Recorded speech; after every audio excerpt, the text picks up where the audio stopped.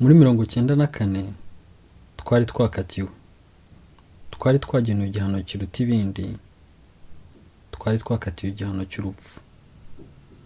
Twari abana, twari twakoze icyaha gikomeye, icyaha cyo kuvuga turi abatutsi.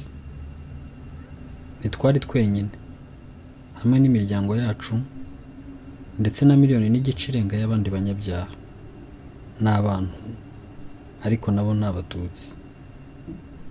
Abarenga 1/3 muri twe bishwe n'imihoro, impiri n'ibindi. Muri Mata kugeza Nyakanga 1994, mu misozi y'u Rwanda, umutima wa Afurika y'ibiyaga bigari, twe twararokotse, badutwaye byose uretse ijambo. On peut commencer par parler comme on nous appelait les serpents. Donc voilà le sujet.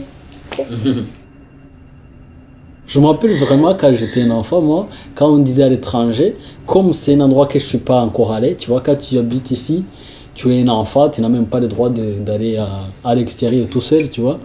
En fait, en gros, quand tu vas à une autre colline, on te dit, par exemple, on disait, telle personne, il est parti à l'étranger. Pour moi, je croyais qu'il est parti, il est parti de l'autre colline. Et là, moi, là, on était à Jali, moi, je regardais sur l'ordi, je croyais que c'est l'étranger. Donc, il est allé jusqu'en France, quand même.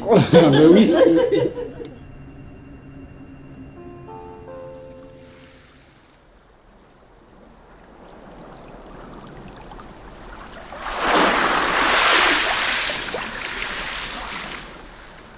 Alors en fait, moi, mon père, il était en France au moment du génocide. C'est même comme ça qu'il a survécu.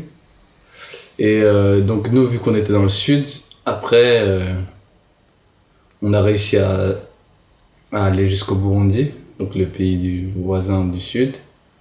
On est resté là-bas jusqu'au mois de juillet. Et là-bas, mon père, il a appris qu'on était vivants. Il est venu nous chercher. Il nous a ramenés en France. En fait, quand je regarde les lieux sur la carte de la France, en fait, ça fait le Rwanda sur la carte de l'Afrique. Parce que c'est situé exactement au même endroit. En fait, moi, la toute première fois où j'ai un peu rencontré l'histoire du génocide, etc., c'était justement en lisant le livre d'Esther Mujawayo. Et en fait, je lisais un livre qui s'appelait Survivante, écrit par une rescapée. Et je trouvais que c'était le livre le plus plein de vie que j'avais jamais lu. Au début, on avait commencé par l'atelier d'écriture. Tu te rappelles que, ouais, mais c'était tu vois, mais voilà, ça n'a pas marché. Pas du tout. Et donc là, c'est vrai que... Parce qu'il y avait cette question, voilà, atelier d'écriture. Toi, tu me disais, mais oui, mais nous, on n'écrit pas. Oui, c'est pas dans notre écriture. Par contre, on tchatche, quoi. Par contre, on parle. Et puis, il y avait aussi l'idée d'enregistrer, quoi. Du coup, pas écrire, mais enregistrer des paroles. Enfin, ouais, tout ça, c'est toi aussi qui a pu... Enfin, moi, j'en savais rien, au fond. Après, il y avait Élise qui s'occupait de nous, qui vraiment qui prenait, qui était aux petits soins, qui nous donnait le temps sans faire vraiment la psychologue, mais elle en faisait quand même. Et après, le coup du spectacle, ça a été la rencontre de Dominique. J'ai rencontré Jeanne, on a déjeuné ensemble, c'était fait. C'était évident. Ça peut pas, pour moi, c'est pas autre chose. Et la soirée à laquelle j'ai été présent en avril, une des soirées de réunion du groupe, ça n'a fait que confirmer ça. Mais c'est naturel. Pour moi, c'est naturel. Et du coup, il y a un serpent qui est rentré chez nous. Et tout le monde s'est mis à la poursuivre. Mais vraiment, mais avec une force qui m'a effrayée. Donc, il y en a qui prenaient une chaussure, il y en a qui prenaient un mouko, il y en a qui prenaient... Enfin, tout ce qui pouvait constituer une arme. Des chaises déplacées, tu vois, c'était sous le lit parce qu'il fallait la trouver et la battre, quoi. Mais ça m'a plongé, ça m'a mis dans un tel état parce que je me suis dit, mais en fait, c'était, mais de quel droit on peut pourchasser un être vivant, en fait. Et je me suis mise à trembler, mais j'avais peur, et c'était vraiment, là, je me suis dit, ça y est, je connaissais pas encore le mot traumatisme, mais je me suis dit, mais c'est ça, le traumatisme, et faire le parallèle avec tout ce qu'on vient de vivre. Mais j'ai commencé à... Pourtant, j'étais jeune, hein, mais j'ai commencé à me dire, mais... On était pourchassés il n'y a pas longtemps avec tout, on nous cherchait dans les bananiers, sous le lit, partout, dans les arbres. Et c'est exactement la même chose que ce qu'on faisait avec ce pauvre petit être vivant en fait. Après, le choix, il est émotionnel, il est politique et émotionnel, ce qu'on fait. Hein, il y a des choses qui nous touchent, on dit ça c'est trop fort, ou ça c'est drôle. Il y a des choses qui touchent l'enfance, qui sont émouvantes parce que c'est avant le génocide, par exemple. Il y a brusquement une réflexion sur la politique actuelle de Kagame. On se dit, tiens, ça c'est intéressant. C'est ça qui est fort dans leur témoignage. C'était au tout début, on s'était dit, tiens, notre fil, ça va être l'enfance. Notre fil rouge, c'est-à-dire que dans moi, tous les témoignages que j'ai pu lire, entendre, c'était des personnes qui étaient adultes au moment du génocide. Et moi, ce qui m'a énormément touchée, c'est qu'en fait, avant d'avoir alors certes, des souvenirs de rescapés, de personnes qui ont vécu le génocide, c'était aussi des souvenirs d'enfance. Et parfois des choses tellement... Enfin, c'est aussi pour ça qu'avec Valence, on a réfléchi à ce groupe-là où on se disait, il faut qu'il y ait des anecdotes, il faut qu'il puisse y avoir des blagues, il faut qu'il y ait des toutes petites choses, parce qu'en fait, ces toutes petites choses, elles cachent l'essentiel de ce qui a été le vécu intime de ce génocide-là.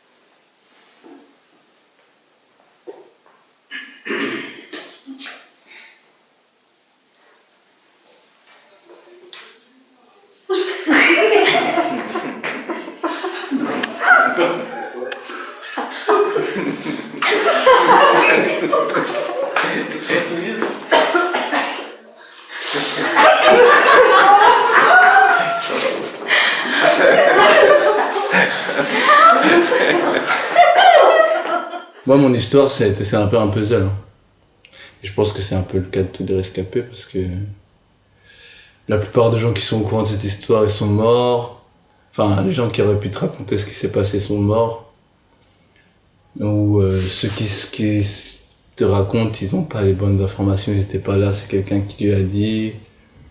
Il y a aussi les histoires des tribunaux, des génocidaires qui veulent pas dire ou quoi que ce soit. Mais moi, en tout cas, c'était un peu un puzzle. Il y a de ce que mon père m'a dit, de ce que j'entends, sans que les gens sachent. Mais quand ils parlent, les vieux, quand ils parlent entre eux, il y a des choses que je récupère. Mais sinon, il y a beaucoup de ma tante. Ouais. Et de mon frère aussi, qui lui a des souvenirs. Mes cousins. On a écrit chacun un mot. Et après, on va choisir, parmi les mots qu'on a écrits, le plus jeune il va choisir. On va piquer un mot comme ça, on va discuter autour de ce mot. Donc chaque mot pioché, donc on dit tout ce qui nous revient, les images, les souvenirs d'avant le génocide, pendant le génocide et tout. Et un mot pouvant en entraîner un autre, donc ça va s'enchaîner et chacun va dire ce qui lui revient par rapport à ça. Bien évidemment, on finit par revenir sur le génocide, c'est sûr, mais pas que. C'est vraiment une histoire de dire qu'est-ce qui vous traverse la tête et qu'est-ce qui vous reste de vos souvenirs d'enfance, d'adolescence, d'avant, d'après. Voilà, c'est libre. Ok, on pioche. Ok. C'est qui le plus jeune? Bah c'est toi. C'est toi? Ouais, c'est ça. Moquez-vous. Et moi aussi. Haricot rouge. Ah non! Bah, haricot rouge. Hein. En fait, mon frère, au moment du génocide, il avait 8 ans. Et c'est lui qui apprenait le Kinyarwanda à ce cousin-là, parce que le Kinyarwanda, c'est compliqué. Et donc mon frère, lui, il était très à ce moment-là, il était très fort en Kinyarwanda. Et c'est donc lui qui apprenait le Kinyarwanda. Et ce cousin-là, après le génocide, il a perdu la parole. Jusqu'en 2002. Je sais même pas d'ailleurs qu'est-ce qui a fait qu'il apprenne la parole. Et mon frère, lui, ne parle plus Kinyarwanda. Donc c'est pour dire que le génocide, c'est vraiment un choc parce que on en vient à même perdre sa langue ou perdre le Kinyarwanda. Et donc quand ils se croisent maintenant, mon cousin il dit mais comment ça se fait que tu parles plus Kinyarwanda alors que c'est toi qui me l'as appris? Je me rappelle une fois en France, mon père il travaillait, donc on allait souvent à l'école tout seul avec mon frère et ma sœur. Et un jour on a croisé quelqu'un, un monsieur, qui est venu nous voir et nous a dit vous êtes Rwandais, vous êtes Hutu ou vous êtes Tutsi? Donc à ce moment-là on lui a pas répondu. Et le soir, on a raconté ça à notre père. Il a dit non, c'est pas possible. Il s'est rendu compte que c'était devenu trop dangereux de parler Kinyarwanda. Il a dit maintenant, plus de Kinyarwanda, celui qui parle Kinyarwanda, il sera puni. Et on avait des colliers. Et à chaque mot en Kinyarwanda, il nous mettait un gros cadenas, un cadenas énorme. Et donc, de mot en mot, ça devenait de plus en plus pesant. Et puis il y avait aussi le fait qu'on devait aller à l'école rapidement, donc apprendre plus rapidement le français. Donc, ah ouais, les cadenas, ça, c'est resté en tête. Mon père nous avait interdit de parler Kinyarwanda très jeune. Mais bon, après, moi, quand je suis arrivé au collège, donc on parlait plus Kinyarwanda, j'avais oublié, on a tous oublié. Mais moi j'avais envie de réapprendre, donc entre autres, c'est une des raisons qui a fait que je suis reparti au Rwanda, je suis retourné au Rwanda pour finir mon cycle secondaire, du collège, lycée. Enfin j'avais fini le collège ici, donc j'ai fait le lycée au Rwanda et voilà, j'ai appris le Kinyarwanda sur le tas. Il nous a raconté, il arrive à une barrière, il avait sa carte d'identité, et là, il la sort, et il était Tutsi, mais il était moche. Et il arrive, il la présente, les aînés le regardent, lui dit mais toi, même si tu es Tutsi, on t'a menti, tu peux partir. Et là, il nous raconte, il était tranquille, il a jeté sa carte, mais il marchait. Tout le temps, il passait les barrières, il s'en foutait, mais plus personne ne lui a demandé quoi que ce soit. Il a juste changé de région à partir du moment où personne ne le connaissait, mais tranquille. Il a dû se sentir vexé. Ah non, mais je peux te dire qu'il était tranquille. Et puis il racontait, du coup, voilà, il a jeté sa carte, il passait partout, il n'avait plus de problème. Ah, des fois, c'est bien d'être moche. Jeanne, t'es une comédienne née, c'est pas croyable. Ah non, mais c'est vrai, attends. T'as vu comment elle est? T'as vu comment elle est? Peut-être se sous-estimer, quoi. Ce qu'on est en train de faire avec Élise et puis avec tout le groupe, c'est simplement d'aider à transmettre et d'essayer de conserver l'originalité profonde des rencontres qui ont eu lieu entre janvier et juin. Tu sais, je suis né en 1943, je suis juif. Donc, ma famille était réfugiée dans un petit village de Haute-Savoie. Elle a été sauvée par le village, qui a été génial, avec ma famille. Et donc, évidemment, moi je ne suis pas du tout dans une rumination du passé, c'est pas ça. Mais j'ai été élevé là-dedans. Et donc les questions liées... mais ça dépasse pour moi la question du génocide. C'est la question du rapport à l'autre, en fait. Des rapports inégalitaires. Si je m'intéresse à l'esclavage ou aux histoires liées à la colonisation, c'est ça aussi qui me... C'est toujours l'autre, c'est quand même celui qu'on méprise ou qu'on considère comme son égal. Et tout ce qui tourne autour de ça dans l'histoire du monde. Les génocides étant la forme extrême, la plus effroyable et la plus aboutie du mépris de l'autre. Mais moi, je me laisse tomber. Hein. Oui, c'est ça. Mais on peut te laisser. N'oublie pas quand même.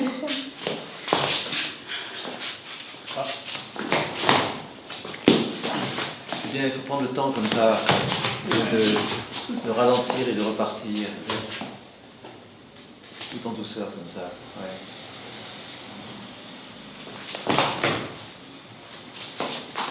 C'est que ça crée en plus un petit suspense, on ne sait pas de quel côté ça va arriver. Les yeux fermés complètement. Ah, et puis En fait, il faut toujours la toucher pour savoir où elle va tomber. Quoi.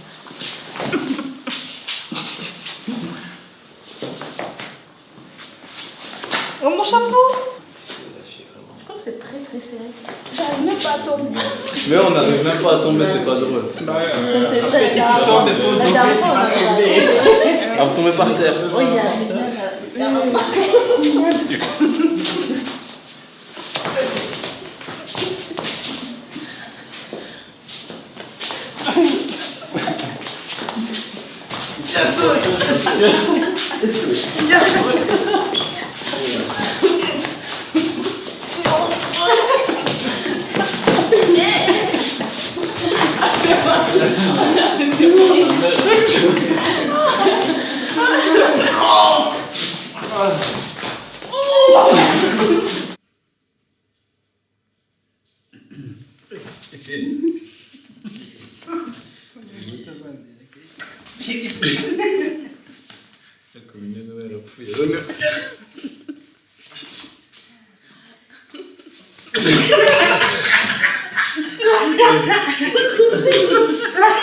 Ah, quoi, non, non. Elle est morte.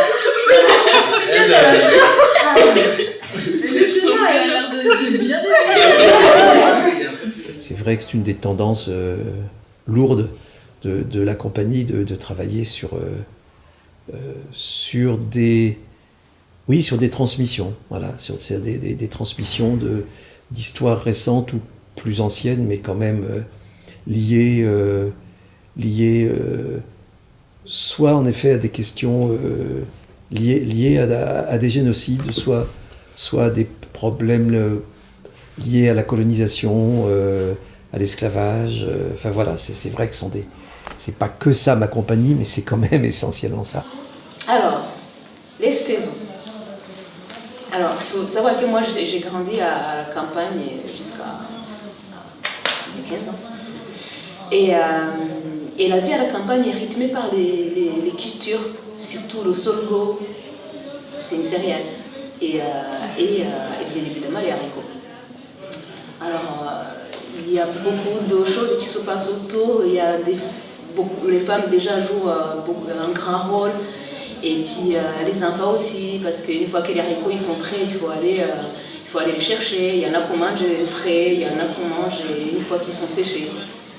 Mais le problème des haricots, c'est qu'il y avait toujours moyen de tomber sur une chenille.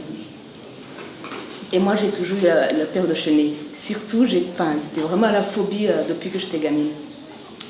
Et donc, un jour, en gardant les chevaux, cette fois-ci, ce n'était même pas en allant chercher les haricots.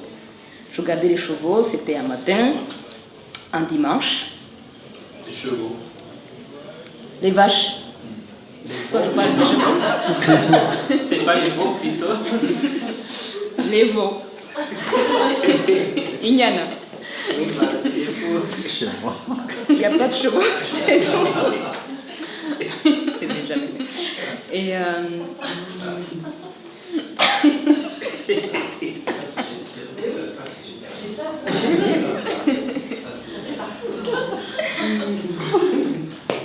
j'ai vu un cheval de première fois en arrivant ici.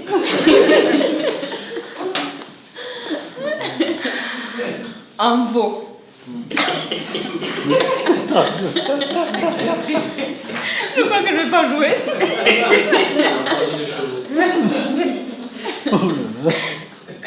J'en ai vu hier.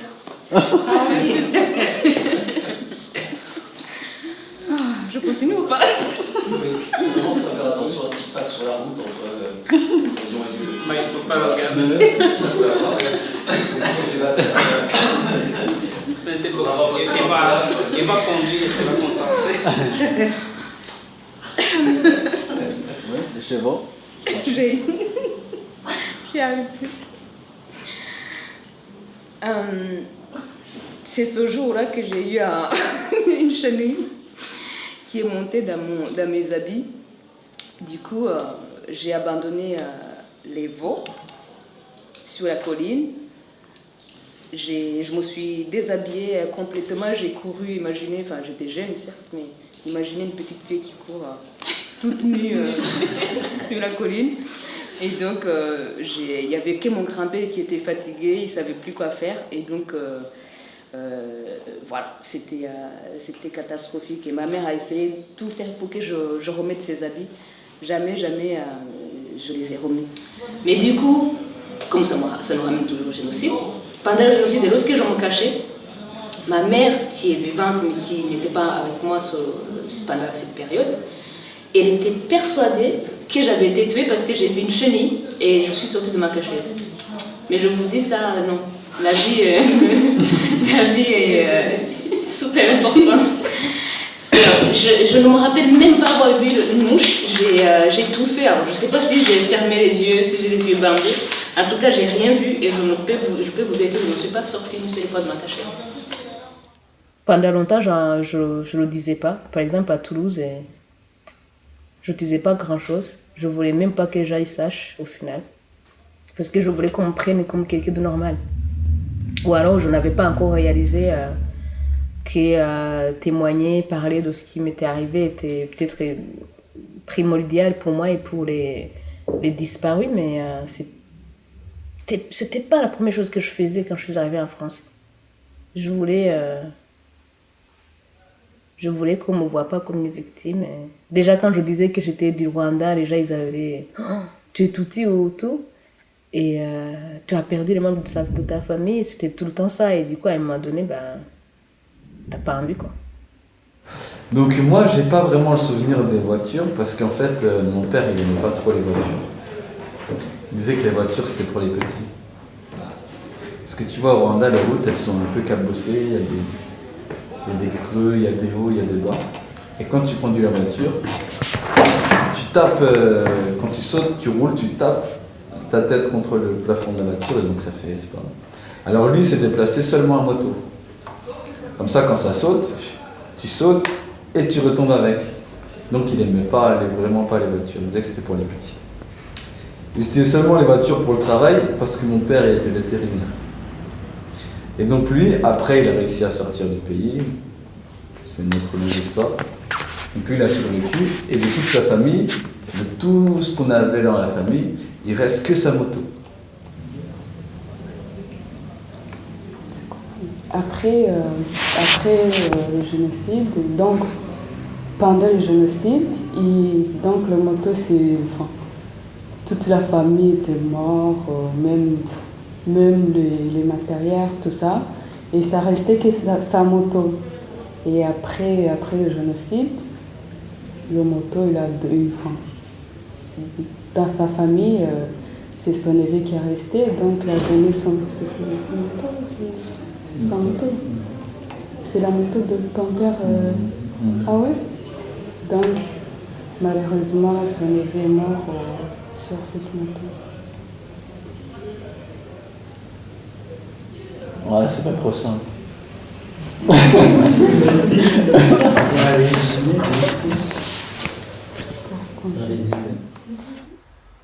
J'ai jamais dit, mais ce que j'ai vécu, mais ça me donne envie de dire. Quand je vois quelqu'un qui raconte, moi aussi ça me donne envie de dire, mais ça bloque, mais peut-être ça va arriver, mais ça me donne envie de dire, d'aller témoigner. Tout ce qui me permet d'être avec les rescapés, je prends, en fait. Et tout ce qui permet aux rescapés de dire ce qui leur est arrivé, je prends. Et c'est probablement la chose qui manquait à Ibuka, c'est l'espace pour que les rescapés parlent. Que ce soit des bons ou de mauvais souvenirs, mais qu'ils parlent, parce que c'est quand même la vie, même si on est là, mais s'est arrêté net. Et donc, voilà, de trouver un espace dans un pays étranger où tout le monde vit sa vie et l'espace qui te permet de vivre bien, de dire tout ce qui te passe par la tête, ben, la question ne s'est même pas posée.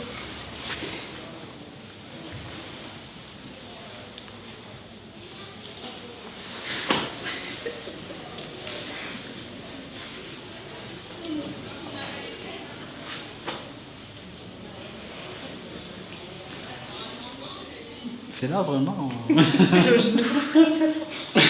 C'est remonté. À la base, c'était pas au genou. C'était là. Toi, t'as changé. C'est moi? Ouais. Non, c'est Jeanne qui t'a pris. C'est pas moi. De toute façon, à chaque fois qu'on se voit, c'est à peu près ça. C'est à peu près. On parle de ça, on en rigole, on se rappelle des souvenirs, on parle d'autres choses. Donc, moi, ça me semblait pas très différent de nos soirées habituelles, alors j'ai dit oui. Ça me donne, enfin, moi ça me soulage parce qu'on est dans le... C'est comme la famille. C'est comme la famille, on discute, on rigole, tout ça, on dit tout quoi. C'est comme la famille, quand on est ensemble, c'est comme la famille. Ouais. T'es pas seul quoi, tu dis bah je suis pas seule. Donc je me suis pris en train de penser que j'aurais très très facilement pu, voire dû faire partie de ce Émilion dont on parle, sans les nommer, qui reste souvent abstrait. Et des fois je me dis mais waouh, là j'aurais pas connu tout ce que j'ai connu. Et après je me dis ben ça veut dire qu'on m'aurait oublié? Non. Après, je me dis non, il y a forcément des gens qui auraient parlé de moi, de ce que j'ai subi. Et du coup, ben, je me dis tous qui sont partis dans les conditions que nous connaissons, ben, il faut bien qu'on parle d'eux. Sinon, ça serait très très grave, en fait. Si on arrêtait de parler d'eux, ça veut dire que vraiment ils ont disparu, quoi. Et ça m'effraie. J'ai tiré pour vous, est-ce que je vous les donne maintenant, ouais, le débat final. Alors, il y en a qui l'ont déjà, ils vont l'avoir en double, mais c'est bien, c'est bien. Il est en plus gros, j'ai mis acte 1, acte 2, acte 3, vous verrez que c'est parce qu'en fait il y a des moments, guidés par Manzi, qui sont des points de repère où ça change un peu de... Il y a un premier moment, un deuxième moment où Manzi dit non mais ça c'est des conneries. Hop, ça prend une autre couleur. Et à un autre moment où Manzi dit mais moi je sais qui est autour. Et hop, donc il y a 3 phases. Donc c'est pour ça que, enfin moi vraiment, il y a eu des planificateurs quoi. Ça a été planifié surtout par des intellectuels. Tu vois dans les quartiers, ils faisaient des conseils de sécurité pour établir les listes des Tutsis qui devaient mourir. Et donc il y en a certains qui disaient qu'il n'y avait pas de liste. Enfin en ville, il faisait des listes, mais à la campagne, il n'y avait pas besoin parce que tout le monde se connaissait, tous les voisins se connaissaient. Enfin, les gens, ils voyaient, il y avait 5 morts et il dit il en manque 2. Parce qu'ils savent que dans cette famille, il y a 7 enfants. Quoi. Voilà. Après, je me souviens plus. Non. Vous avez dit... Alors que tout le monde, dans les médias, on parlait que de ça et tout. Mais il y a des gens qui connaissent pas quand même, quoi. Ou bien des gens qui savent pas c'est qui a tué qui. Il y a des gens qui pensent que ce sont les Tutsis qui ont tué les Hutus, alors que c'était les Tutsis qui étaient tués. Et là, je me dis, il faut quand même sensibiliser les gens pour qu'ils comprennent, quoi. Il faut aussi faire le travail de transmission de la mémoire.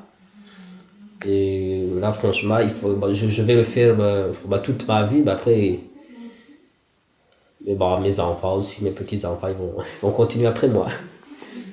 C'est un jour j'en ai. Quand j'ai intégré Ibuka, que j'ai commencé à comprendre ce que c'était mes droits aussi, à fréquenter les associations comme Survie que j'ai fréquenté rapidement à Toulouse. Et de là, en fait, j'ai commencé à comprendre que c'était pas normal de le vivre en silence, en fait. Et puis petit à petit, surtout avec, vraiment avec les premiers membres d'Ibuka que nous étions, on discutait beaucoup à l'époque. Et là, oui, c'est là où j'ai vraiment réalisé qu'il fallait pas me taire. Mais au début, c'était pas facile. On dit la guerre ou on parle du génocide? En fait, il y a eu le génocide au moment où il y avait la guerre. Le FPL contre le gouvernement rwandais. Et du coup, après 1994, on disait avant le génocide, après le génocide, et il y a eu des gens qui disaient avant la guerre, après la guerre, et les deux se sont mélangés. En Kenya-Rwanda, était-il l'ambara? Et justement, on a tout fait pour utiliser le mot génocide, car cela a toujours été utilisé par des négationnistes de parler de la guerre. Ces gens-là n'arrêtent pas de dire guerre, guerre, guerre. Et du coup, on essaye aussi de ne pas dire le génocide rwandais, car ce n'est pas tous les Rwandais qui étaient visés, c'était les Tutsis et les Mots. Je sais pas, quand tu dis le mot guerre, j'ai l'impression d'entendre les enfants qui disent c'est la guerre, comme si on comprend pas. Je sais pas, j'ai l'impression d'entendre des enfants que vous étiez. En même temps, car moi j'ai l'impression d'être toujours l'enfant que j'étais. Parce que par exemple, j'allais dire la guerre. Il y a quelque chose qui me chagrine là-dedans. Il y avait la guerre à partir de 90 et le génocide, les 3 mois d'avril, mai, juin 94, ça a été un trou noir incompréhensible. Il y a beaucoup de choses d'ailleurs que je ne me souviens pas de ce moment-là. Pour ce qui est de 90 à 94, quand Habyarimana a été tué, quand le génocide a commencé, je me souviens de beaucoup de choses en fait. Vous voyez, ça se justifie car le génocide nous est tombé dessus. Et même après que des personnes aient été tuées, on ne savait pas ce qui peut se passer, tellement ça dépassait ce qu'on peut comprendre. Ça fait partie d'un débat. Si on veut expliquer tout, oui, de toute façon, ça va durer 1 heure. Nous, on fait du théâtre, on n'est pas là pour expliquer ce qui s'est passé, quoi. Donc, on n'est pas là pour expliquer. Donc, ce qu'il explique, lui, c'est juste vite fait. C'est comme ça, il voit comme ça. Ouais. Après, il y a d'autres qui peuvent le voir autrement. Voilà. C'est pas une vérité générale. Donc après, voilà. C'est là où tu disais, donc il peut y avoir des questions après, tu vois. C'est pour ça qu'il y a un débat même après dans la pièce. Donc moi je pense qu'il ne faut pas non plus... J'ai trouvé moi-même mon petit frère. En fait, à Jali, là, il y a le camp de gendarmerie, tu vois. Et là, à côté, donc, là, c'est la rue. Et là, de l'autre côté, il y a beaucoup de boutiques. Il y avait beaucoup de maisons. Et là, tu vois la rambarde. Tu vois, au Rwanda, quand on construit des maisons de commerce, il y a beaucoup de balcons. Tu vois, là, sur les balcons, c'était comme ici, il y avait beaucoup de cadavres jusqu'à la rue. Et là, pour rentrer dans la maison, il y avait une fille, tu vois, comme ça, pour rentrer, tu passes entre les cadavres, des tonnes de cadavres. Et là, je rentre dedans, et c'est là où il y avait des blessés. Et c'est là où tu as trouvé ton petit frère? Tu le cherchais, ton petit frère? Oui, je cherchais mon petit frère. Et du coup, je rentre dedans, et là, je rentre, et là, je vois une dame qui était ma cousine. Ma voisine. Ma voisine. La voisine, c'est ça, hein? Oui, ma voisine. Oui, c'était ma voisine. Quand on rentrait dedans, on entendait parler, mais comme on rentrait dedans, on ne voit même pas sa bouche, quoi. Et là, mon petit frère était là. Il était juste là, à ses côtés. Et là, je vois mon petit frère. Je me dis, nous, on va nous évacuer. On va descendre vers Gyogo. Et après, on va nous amener à Byumba, quoi. Non, il ne marche pas, en fait. Il ne parle pas, il ne marche pas. Il avait une attitude, donc il était jeune, quoi. Mais il était blessé? Oui, il était blessé, donc il avait un coup de machette derrière la tête. Et donc il était déjà bébé, et donc je le prends, je pars à Gihogwe, et là, au bout d'un moment, on se dit on va aller à Byumba. Donc on se prépare pour aller à Byumba. Et du coup, là, là j'avais rencontré une dame donc, qui était la cousine à ma mère, donc ma tante. Et du coup, j'étais resté avec elle, et moi et mon petit frère avec elle. Et petit à petit, il y a ses enfants qui sont... il a retrouvé ses enfants, donc petit à petit, tout au long de quelques jours qu'on est resté donc, à Uruguay, il a retrouvé ses enfants. Mais ses enfants, ils étaient petits. Et donc, au moment de partir à Uruguay, le problème c'était comment on va partir et qu'est-ce qu'on va porter. Et là, la question ne se pose pas, il faut déjà prendre donc, de quoi manger, et après, au reste, on laisse. Et là, il me donne une grande casserole de haricots rouges. Il me donne la casserole et après, je lui demande alors comment je peux porter ça et mon petit frère. Et du coup, elle me dit de toute façon, la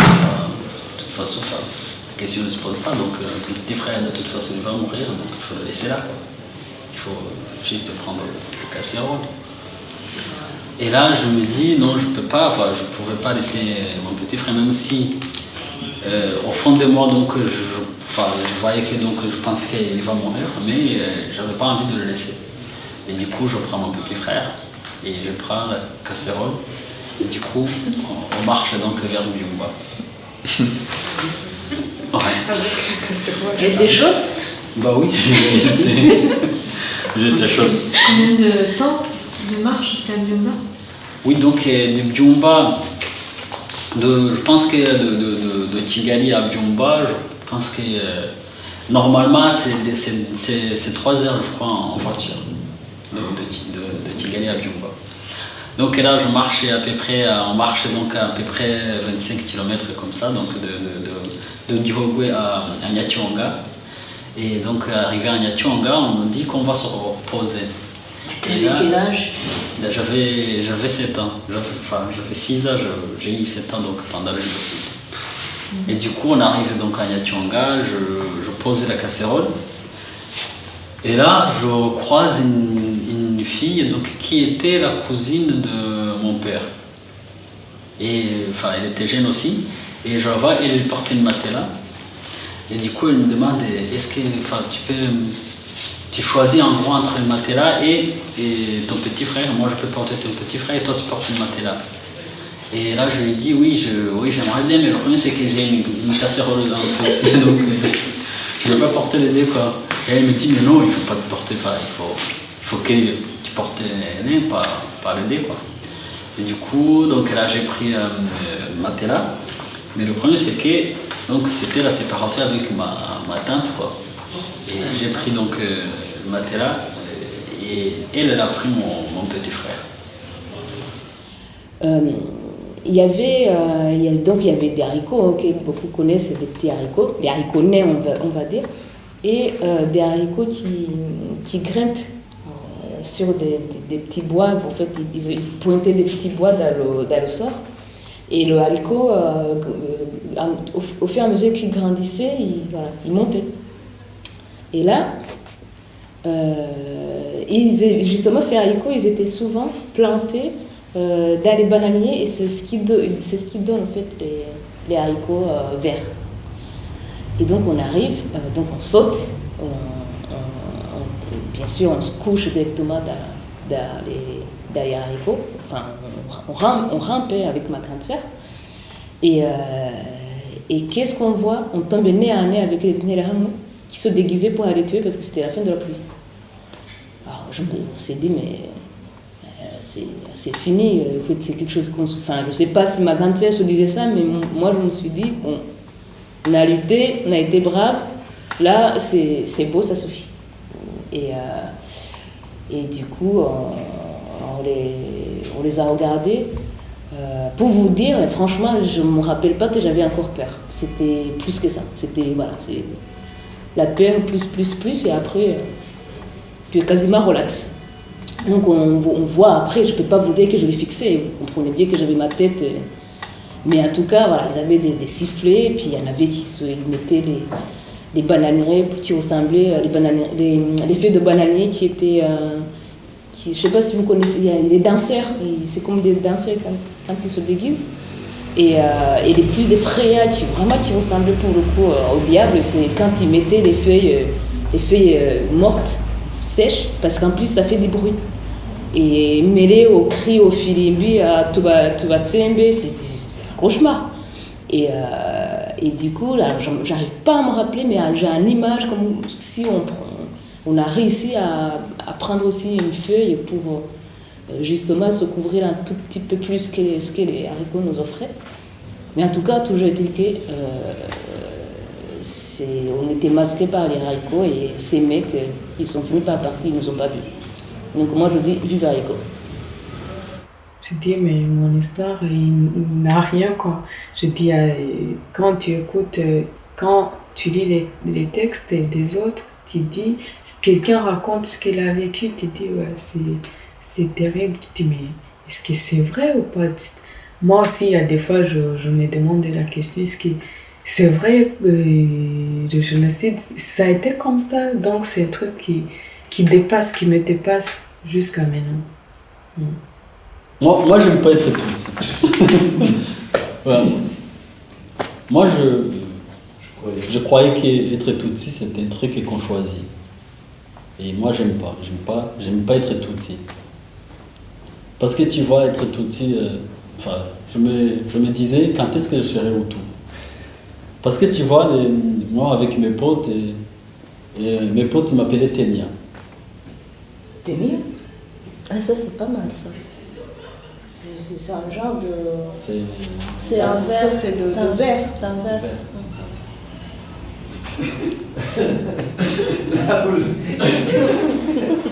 Il t'appelait serpent. C'était un verre de ventre. Parce qu'en fait, normalement, au Rwanda, quand on a des maux de ventre, quand on a mal de ventre, on a des vers, on dit inzoka zomonda. Et donc littéralement, ça veut dire serpent du ventre quoi. Et donc Tenia faisait partie de ces serpents. Ah ouais, j'avais pas pensé. Tu étais un serpent. Ouais, donc des Tutsis, des serpents. Oui, j'avais pas pensé. Et en plus, toi, tu avais droit à un serpent particulier. Ah voilà quoi, donc quand même. Moi j'avais quand même, donc on ne descend pas des rois pour rien. Les Tutsis c'était des serpents et moi on m'avait donné un serpent particulier. Ah mais c'est horrible. Ah oui. Donc et du coup avec mes potes et mes amis on jouait, c'était des amis, on jouait et ils me frappaient et moi je croyais que donc pour me frapper pour eux c'était normal. Et au bout des moments aussi, je trouvais ça normal.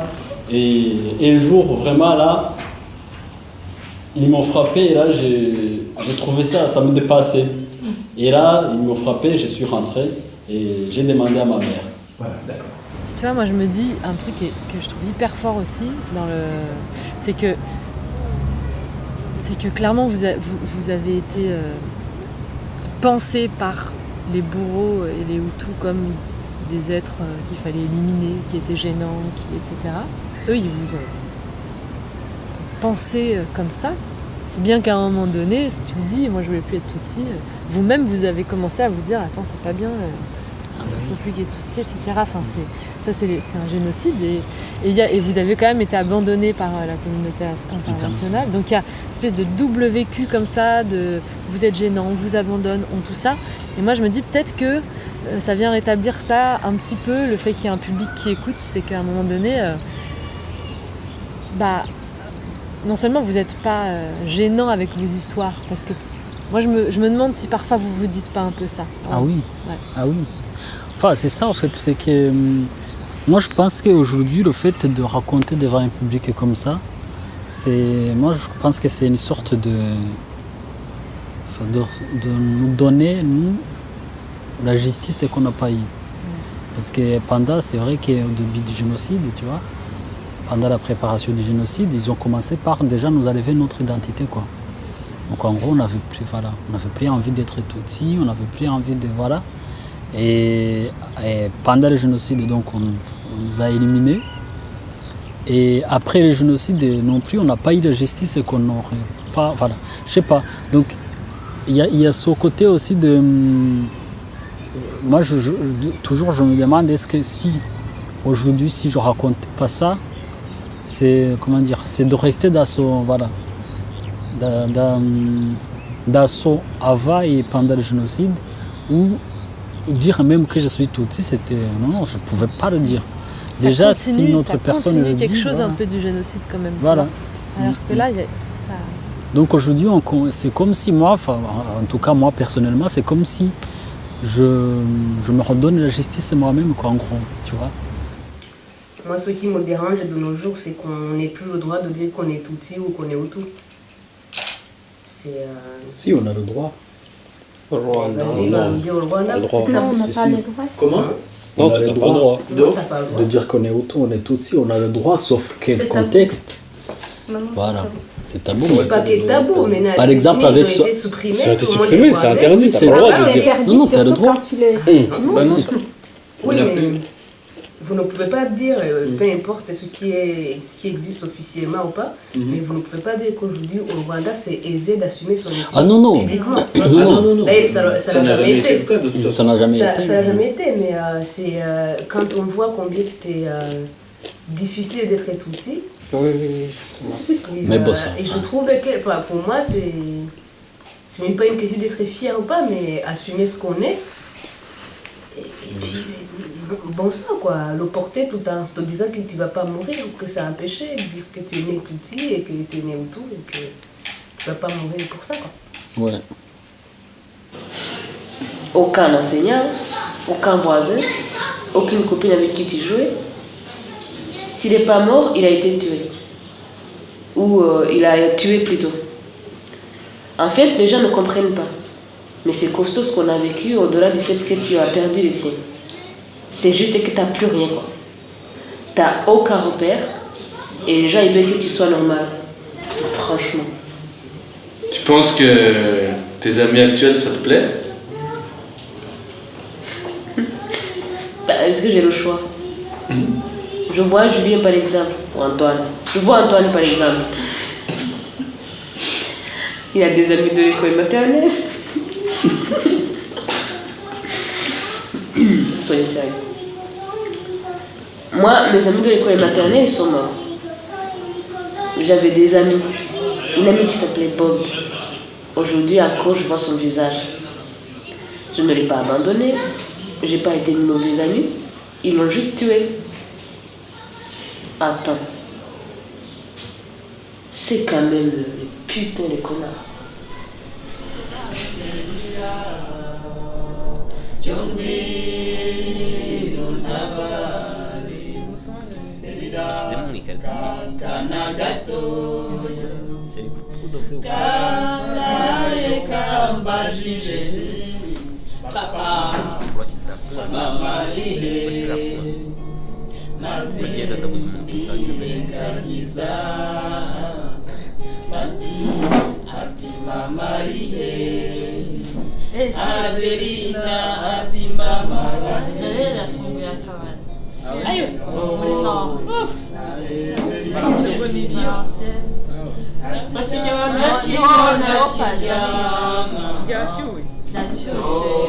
Bari muri ouverture.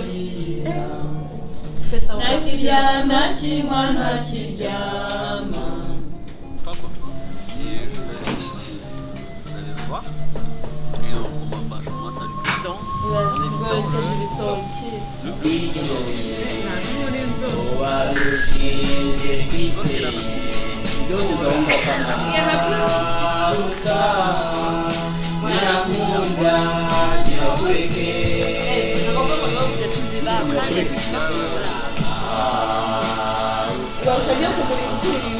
Ukiangalia kulimba tu as moi qui c'est toi de plus c'est moi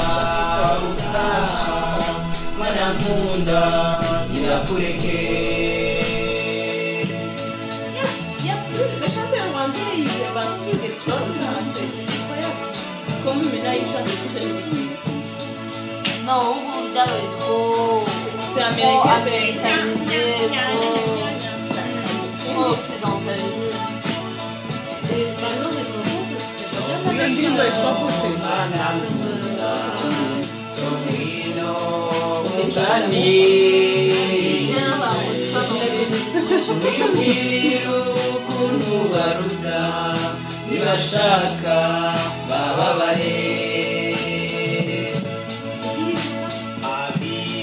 C'est un des mecs. Ils l'ont tué les enfants. Ah, Ah, je l'ai la batterie. Comment Quand s'appelle même la depuis chanson hier, quoi. Ah non, tu peux le ranger.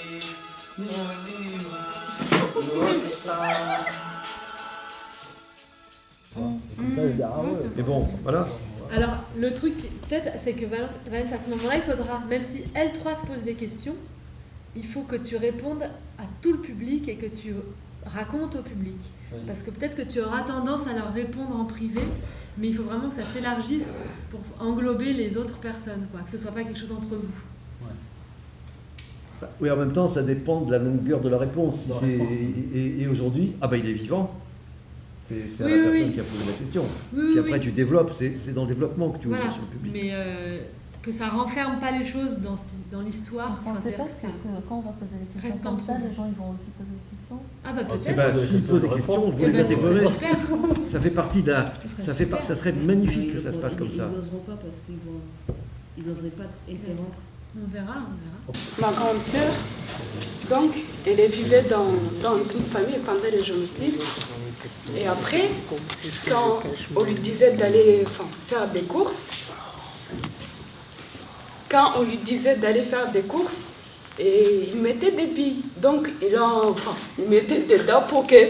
Et donc, le nez, ça marche quoi, le nez gonfle. Et puis, moi aussi, j'ai fait ça pendant le génocide, mais c'était inutile parce qu'ils regardaient tout. Comme vous voyez, je mettais des billets, mais ça se passe pas. Mais voilà quoi. Aujourd'hui, tu peux savoir qui est Hutu, qui est Tutsi. C'est que des suppositions. Ah non. Qui est Hutu, qui est Tutsi, moi je sais. Tu es sûr, moi? Ouais, je suis sûr. Ouais. Ah bon. Et tu sais pas? La généalogie, moi la mienne personnellement, je la connais. Ah bon, ton grand-père? Ouais. Lequel? Des deux côtés. Ah bon?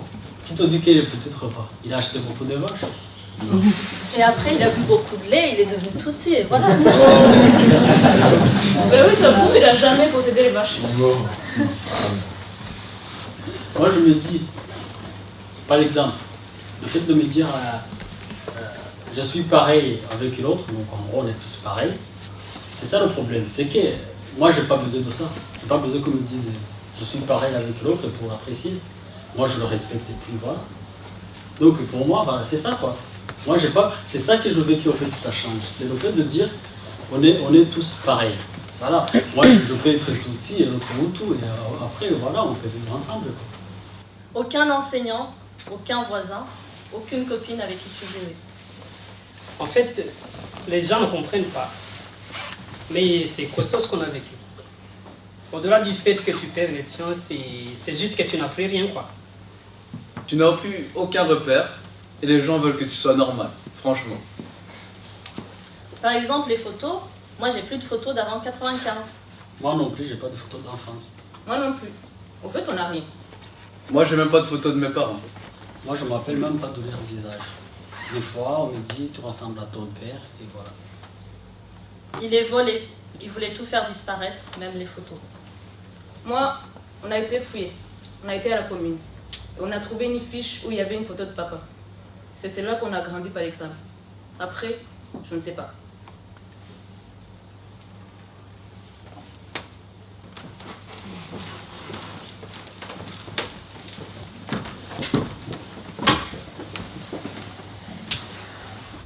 Mais j'en pleure pas tous les jours. Mais oui, il y a forcément une fois dans la journée où j'y pense. Pour X ou Y raison, mais ouais. Et c'est pour ça que je ne sais pas quelle forme on doit trouver, mais c'est un truc, quand on sait que c'est vraiment des gens qui vivaient comme nous et paf. Et on dit, ouais, après on continue notre vie comme si rien n'était, ben non. C'est la raison pour laquelle je dois continuer, peu importe la forme. À l'écrit, à l'oral, les tableaux, les conférences. Avec ma petite voix, ben, il faut le dire. Voilà. Alors après, est-ce que ça sert à quelque chose? Ça, c'est une grande question. Je crois que oui. Je crois que ça aide. Voilà, ça aide à réfléchir. Ça ne change pas radicalement les choses. Ça ne suffit pas. C'est une goutte d'eau. Mais ça fait partie des gouttes d'eau qu'il faut amener. Voilà. Ça fait un soulagement. Parce que c'est comme un poids, en fait. C'est comme un poids qui pèse sur moi. Mais quand on arrive à en parler, c'est comme un truc qui sort, quoi. Un truc, je sais pas... Comme si tu avais quelque chose à l'intérieur de toi qui n'arrive pas à sortir. Et là, quand on en parle, c'est un soulagement, quoi. Des fois, c'est comme quand on pleure, on se sent soulagé, quoi. Là, du coup, là, ça aussi, c'est un soulagement. Ça aide beaucoup. C'est là que je disais, ça te donne envie de parler. De parler aussi ce que tu as vécu. De parler plein de choses. Il y a plein de choses. Donc, je te dis un jour, moi aussi, je vais parler.